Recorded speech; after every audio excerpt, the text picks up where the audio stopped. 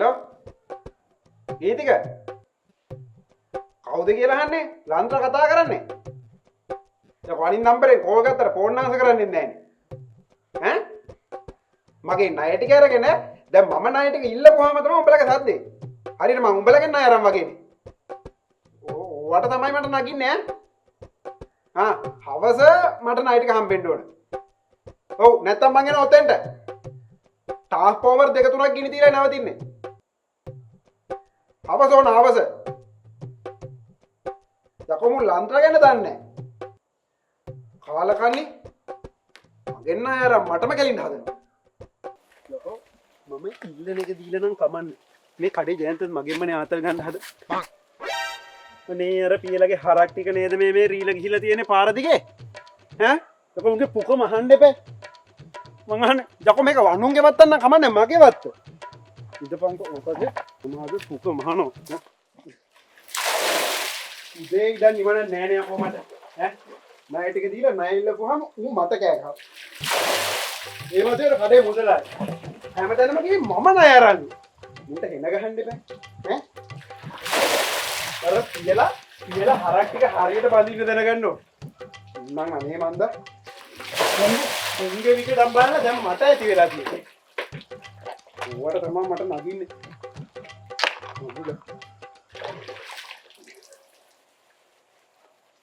කරා මේ ගමේ මිනිස්සුත් එක්ක ජීවත් වෙන්නේ කොහමද කාල කර්ම හැත්ත යකෝ ඊයේ ගහන ටිකවත් හරියට වැඩේ කරලා ගියා නම් ඉවරනේ වහලේ උඩු ටිකයි ඔක්කොම කඩලා දාලා මුන්ට නම් හෙනම ගහන්න ඕන ඔය මහපාසයක තමයි ඔක්කොම වැඩ ඒ ලංකාවලි මොකෝ බං කෑ ගහන්න නැතුව තියෙයිද බං උදේ ඉඳන් මුන් මගේ කරේමනේ නගින්න හදන්නේ අර ගීතික මගෙන් ණයට ගත්තා ඈ මම ණය ඉල්ලන්න ගියාම ඌ නිකන් මම උගෙන් ණය ගත්තා වගේ මට සද්ද දානවා හරි මේ ඒකනේ ඔබ කඩේ ගාව කේස් එකක් දාගත්තද කියන් වන්න හරි ග්‍රාම සේවක ඇවිල්ලා එන විජ්ජුම් කරේ ආයි දැන් ග්‍රාම සේවක ඇවිල්ලා මම ඇතුලේ දාන්නද අනේ උන් කරන වැඩ වලට තමයි මට මේ නගින්නේ ඇයි යකෝ මුදලාලි දයන්තයා හැමතැනම ගිහිල්ලා මං කඩේට ණයයි කියලා යකෝ මේ ගමටම ණය දෙන්න මම කොහෙද බං ඕකට ණය වෙන්නේ හරි දැන් ඒව වැඩක් නැහැ උඹ මොකටද කියහම කඩේ කොල්ලට කණේ පරවල් දෙයක් කෙලියේ උඹ කියන්නේ සිරියා නේද යකෝ සිරියට සීනි 500ක් දාන්න කිව්වම ඌ 450යි දාලා තියෙන්නේ යකෝ ඉතුරු ගෑම් 50ට මොකද වෙන්නේ එතකොට හරි බං ඔය තරාදි වලටත් වරදිනවනේ පිස්සුද බං තරාදි වලට වරදින්න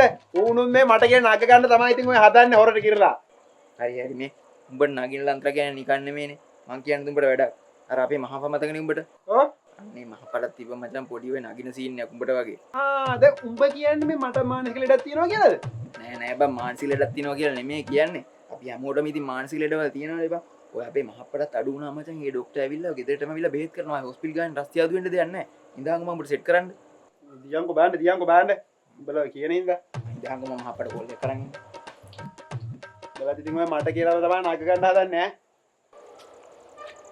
හෙලෝ මහප්පේ ඔව් පැරැල්ලෙන් ලොකු පුතා ඔව් මේ අර ඔයාගේ ට්‍රැක් අවුට් එකට මේ තරහන කේස් එකට බෙහෙත් ගත්තනේ අර ડોක්ටර් කෙනෙක් ඇවිල්ලා ඔව් අර ගෙදරට ඇවිල්ලා බෙහෙත් කරේනේ අනේ මට එයාගේ කන්ටැක්ට් නම්බරයක් දෙන්නකෝ WhatsApp එකට දාන්න නෑ මට නෙමෙයි මේ මගේ යාළුවෙක් කෙනෙක් පොඩි ට්‍රැක් එකක් පැනලා ඔව් ගන්න දෙයක් නෑ උල්ලා දින අයිස් ගහලා වගේ නිකන් ඔව් තරහ යනවා ඔව් හරි නෑ මට නම්බරේ දාන්න හරි මම දිනා හරි පුතන්නේ ලොකව මතක කරගන්න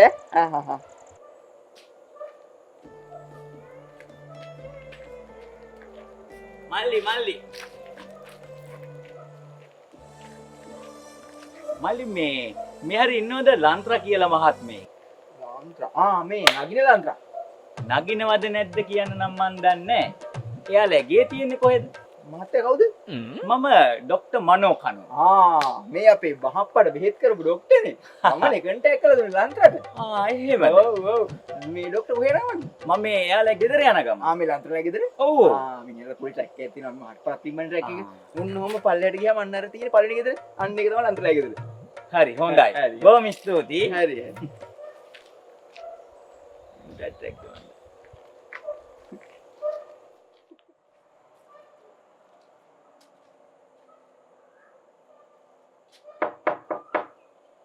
ලන්ත්‍ර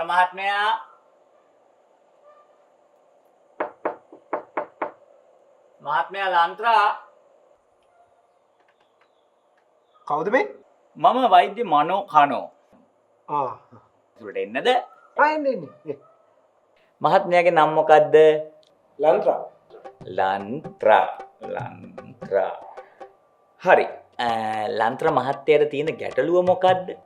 මේමයි මහත්තයෝ. මට මේ ගමේ ඉන්න මිනිසුත් එක්ක මාර විදියට තරහ යන්නේ. ඇයි දැන් මේ ගමේ මිනිස්සු එක්ක ලන්ත්‍ර මහත්මයට තරහ යන්නේ? ගමේ මිනිස්සු කොයි වෙලේ බැලුවත් මටම තමයි කපන්න හදන්නේ මහත්තයෝ. ඒ කියන්නේ ගමේ මිනිස්සු ලන්ත්‍ර මහත්මයට කපනවා. මෙහෙමයි මහත්තයෝ. කපනවා කියන එකේ තේරුම් තියෙනවනේ තව. හරි. මට වැටහුණා. මේ කපනවා කියන්නේ මේ කෙනෙහිලිකම් කරනවා කියන එක නේද? ඔව්. දැන් එතකොට මේ කෙනෙහිලිකම් කරද්දී ලන්ත්‍ර මහත්මයට තරහ යනවා. ඔව් මහත්තයෝ ඔව්. දැන් මේ ලන්ත්‍ර මහත්මයට ඕනි මේක පාලනය කරගන්න නේද? ඔව්. හරි.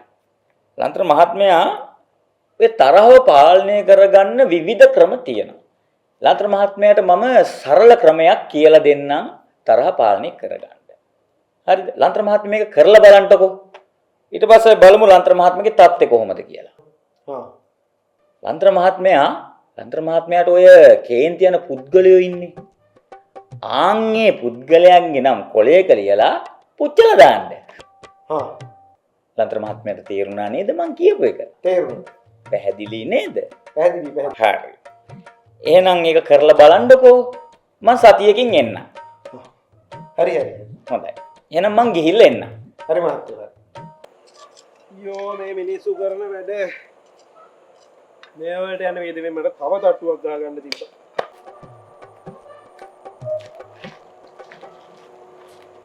ලන්ත්‍රමල්ලි මොකෝ බං මේ උළු ටික බිම වැටලා. තුරංගයි බලනවා කරන පීලි ගහන්න ආපුන් ටික වහල උඩ නැගලා උළු ටික කඩලානේ. කොම්ම මරාන කණ්ඩ බෑ යකෝ ඔයාලා මුන්දලා ගහලා නගින්න ඕනේ බං. කමක් නැහැ බං උණු මිනිස්සුනේ. ඕන් උළු ගැටියක් ගෑනලා දානවා.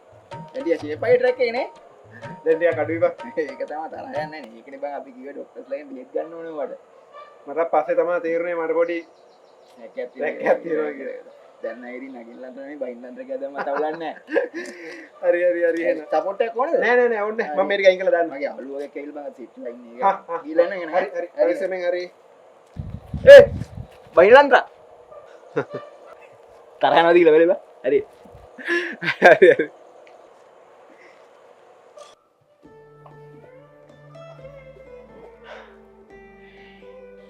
ඉතින් කොහොමද ලන්ත්‍ර මහත්මයාගේ වුණු සතිය? හරිම හොඳයි මහත්තයෝ. ඔළුවට මාර නිදහසක් තියෙන්නේ. ඒ කියන්නේ ලන්ත්‍ර මහත්මයා මම කියපු දේවල් ඒ විදිහටම කරලා තියෙනවා නේද? ඔව්. හොඳයි බොහොම හොඳයි. මේ ඒත් පොඩි ප්‍රශ්නයක් තියෙනවා මහත්තයෝ. මොකද්ද? මහත්තයා කියපු විදිහටම තරහ යන කට්ටියගේ නම් ටික කොලයක ලියලා එයාලව පුච්චලා දැම්මා. මේ නම් ලියපු කොළවලට මොකද්ද කරන්න කියලා අහගන්න බැරි වුණානේ.